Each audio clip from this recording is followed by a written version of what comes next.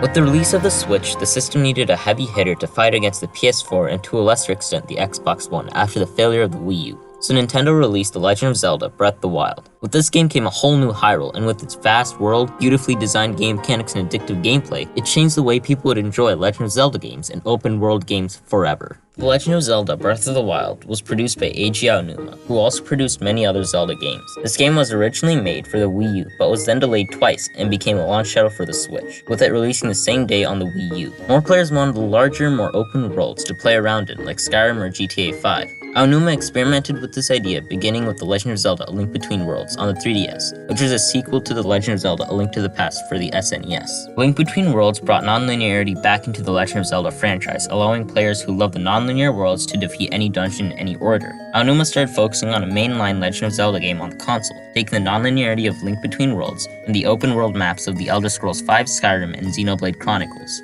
They also created a much more detailed physics engine, allowing players to solve puzzles in multiple different ways. But this engine was difficult during the development process as it caused multiple bugs during its development. Originally, the game would use the Wii U's gamepad, enabling players to view the world map while playing the game, but was eventually dropped when Breath of the Wild migrated over to the Switch. Another first for the franchise, along with an open world, was the use of voiceovers and cutscenes. Originally, Aonuma wanted only a few key cutscenes to have voiceovers, but decided to have voiceovers for each. In order to set the mood of exploring an unknown landscape littered with things to do and places to explore, the music focused mainly on ambient sounds instead of adventurous music of the past. Now, the story takes place during the end of the very confusing Legend of Zelda timeline. It begins 10,000 years earlier with the advanced civilization of Hyrule, and every few hundred years the Demon King Ganon is reawakened. With the help of the Princess of Hyrule, Zelda, her knight Link, and the 4 champions who pilot one of the 4 divine beasts, which are 4 animal-like machines, and the Guardians, ancient machines used in past and Ganon, use their combined power to overcome the Demon King.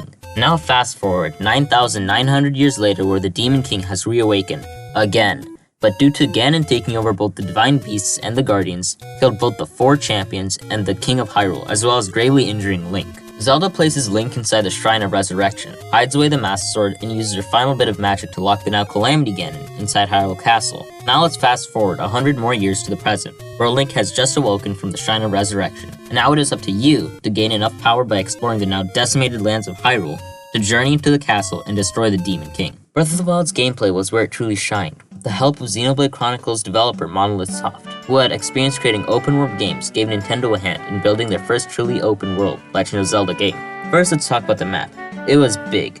No, it was gigantic, with the first part of Breath of the Wild, the Great Plateau, being around the size of the whole map of Ocarina of Time on the N64. Now the map wasn't just large with nothing to do, but it was sprawling with new things to discover. Each place is distinctly different, with different color themes and enemies. Each place was made to be explored instead of a hub world like that of Hyrule Field in Ocarina of Time. Another mechanic added to this game is weapon durability. Each weapon is susceptible to breaking, including the fabled Master Sword. Though the Master Sword would only be powered down for 10 minutes before coming back to use. The other weapons, though, will shatter, increasing not only the difficulty, but the amount of time you need to explore the game to find more new and interesting weapons, which elaborates on the biggest aspect of Breath of the Wild, exploration. To get more weapons, you need to explore the massive lands of Hyrule, finding its secrets and searching its nooks and crannies in order to come close to killing the evil King Ganon. Another item that will aid Link on his quests with his bows, swords, shields, and spears is the Sheikah Slate, which allows you to use multiple different abilities or runes: remote bombs, magnesis, stasis, cryonesis, and the camera. These 5 runes allow Link to explore more of the world and tackle the many puzzles in this game in multiple different ways. The 2 remote bombs are your simple bombs, but you control the detonation of each of them. Magnesis allows you to move metal objects around and swing it to kill enemies. Stasis allows you to freeze and unfreeze time, allowing you to build potential energy into the object before it shoots into whichever direction you hit it. Cryonis allows you to create ice pillars from water, and the camera allows you to take pictures of any item, enemy, or animal, as well as search for it with the built-in item seeker. You receive these abilities at the beginning of the game, when you beat the first 4 shrines. That's another thing they've added to the game: shrines. They shorten the dungeon count to only 4 main dungeons, the Divine Beasts. You may ask, where are the other shrines? You know, one of the core aspects of a Zelda game. Well, they're housed in shrines. These shrines are mini dungeons scattered about the land. Each of the 120 shrines tests the abilities given at the start of the game, your strength when fighting these dungeons, as well as trying to figure out how to open some of the shrines itself with shrine quests. Another staple of open world games makes its mark in Breath of the Wild. Quests allow Link to search for hidden items, complete missions given by the children or the elderly, and open doors to shrines. Though most of the rewards you get are rupees, which is a bit underwhelming. The quests themselves, though, are a blast, and completing each poses a unique challenge to beat.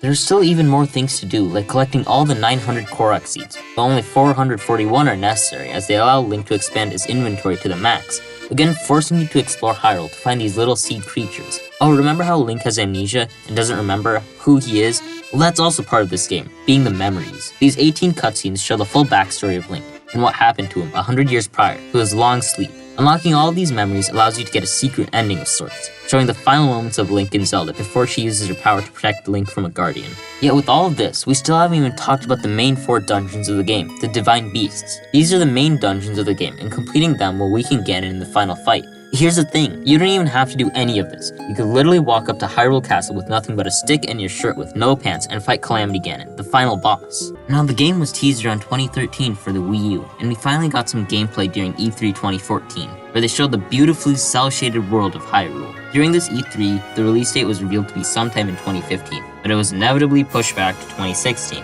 They decided again to delay the release since they were having difficulties with the new and more detailed physics engine.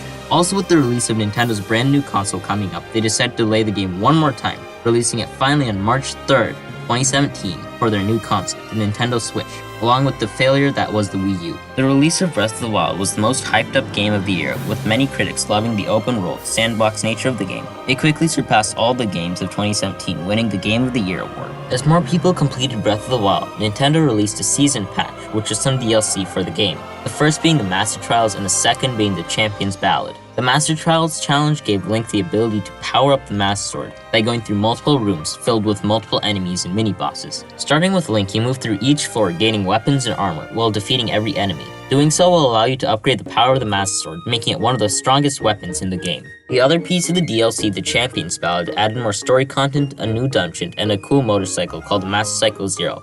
This DLC also unlocks the ability to replay the whole game in Master Mode, which meant that there would be stronger enemies who could regenerate health, floating platforms with enemies on them, as well as enemies being more perceptive of Link when he's sneaking around. This pack also added more things for you to do while exploring Hyrule on your quest to defeat Ganon. After the DLC release, there was no news pertaining to Breath of the Wild until E3 2019, where they announced that the sequel to Breath of the Wild was in development. Then out of nowhere, on September of 2020, Nintendo released a trailer announcing Hyrule Warriors: Age of Calamity, a Dynasty Warrior style of game set 100 years prior to Breath of the Wild. This prequel is about how the original war went before the fall of Hyrule and the decimated lands we see in Breath of the Wild. This game was then released on November 20th, 2020. Breath of the Wild really showed where future Zelda games were headed. With the open world and no direction laid out in front of you, harkening back to the original games, this game was truly an evolutionary step towards a more open Zelda game, by the way it handled the idea of an open world with multiple objectives and solutions to each problem. The new weapon breaking mechanic and the runes given to the player gives all the tools up front and asks the player, how will you use it on your journey? Laying out all the cards on the table, it's up to you to play the correct one. This game was not only a revolutionary step within its franchise, but will also influence the next generation of open world games, allowing players to truly forge their own path. Well, this has been the history of Nintendo's Legend of Zelda: Breath of the Wild for the Nintendo Switch. Thanks for watching.